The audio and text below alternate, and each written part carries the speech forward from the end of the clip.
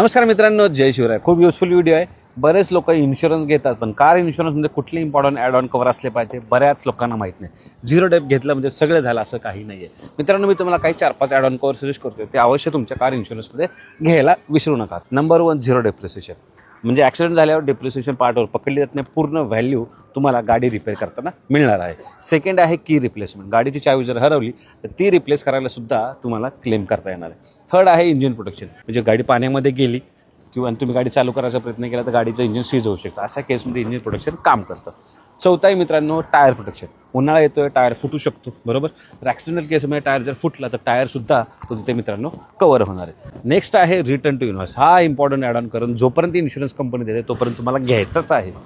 गाडी जर टोटल लॉसमध्ये गेली बिकॉज ऑफ एनी इश्यू, म्हणजे ॲक्सिडेंटल असू द्या किंवा फ्लडमध्ये असू द्या किंवा जळून असू द्या, त्या केसमध्ये तुम्हाला गाडीची पूर्ण व्हॅल्यू इन्व्हॉइस प्राईस मिळते.